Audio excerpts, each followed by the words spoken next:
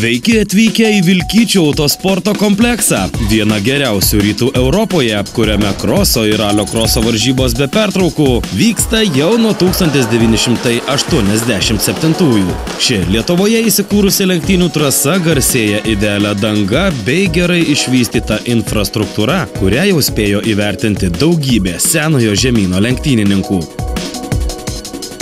Well, I think the organization have been very good here, and so far it's very good, and Oliver say the track is good fun to drive, and so that's the main thing. Moderni Vilkyčių trasa įsikūrusi vakarinėje Lietuvos dalyje, visai netoli Kuršių marių ir Baltijos jūros. Geografinė komplekso padėtis yra labai patogi logistiškai ir štai kodėl.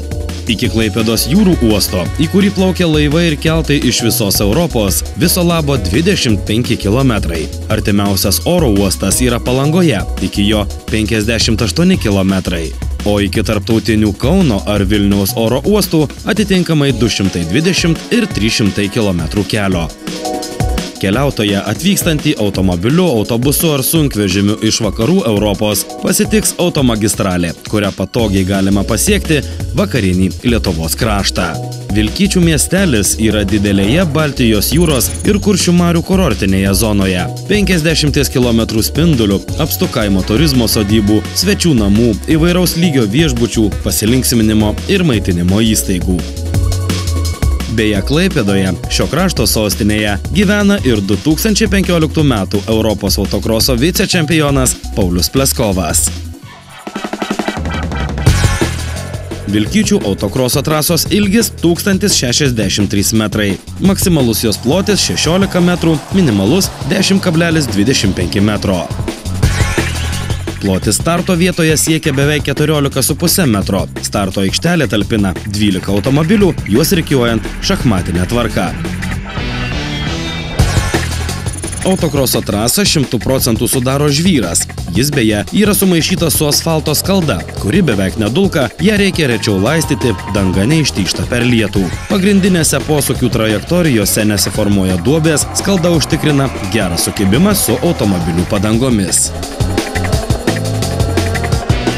Pavojingose trasos vietose įrengtos automobilių gaudyklės, plačios smulkaus žvyro saugumo juostos, kuriuose už trasos ribų įslydęs automobilis saugiai sustoja, nesukeldamas grėsmės nei savo, nei kitiems varžybų dalyviams. Trasos aptvarai ir specialios žiūrovų saugumo priemonės padarytos laikantis FIA rekomendacijų ir aukščiausių saugumo reikalavimų. Beje, autokroso trasą norint transformuoti į ralio kroso pakanka vos kelių valandų.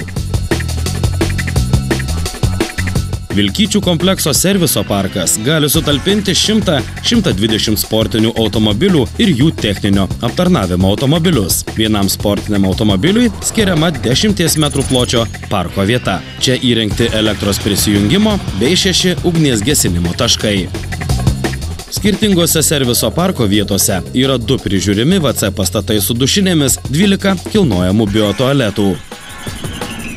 Varžybų teisėjų ir komentatoriaus informacija dalyviams pateikiama per parke įrengtus garsiakalbius ir vaizdo ekranus.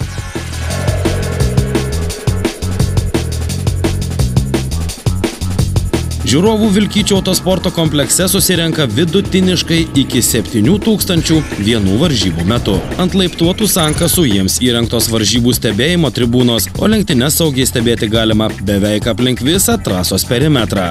Atvykstančių žmonių srautą kontroliuoja varžybų saugumo tarnybos, žiūrovų automobiliams įrengtos erdvios automobilių parkavimo aikštelės, tualetai, kavinės. Prieš keletą metų trasoje buvo pastatytos naujos atviros ir dengtos terasos, iš kurių varžybas galima stebėti privačioje aplinkoje. Lenktynių fanai taip pat gali įsikurti ir varžybas stebėti iš kemperių aikštelės.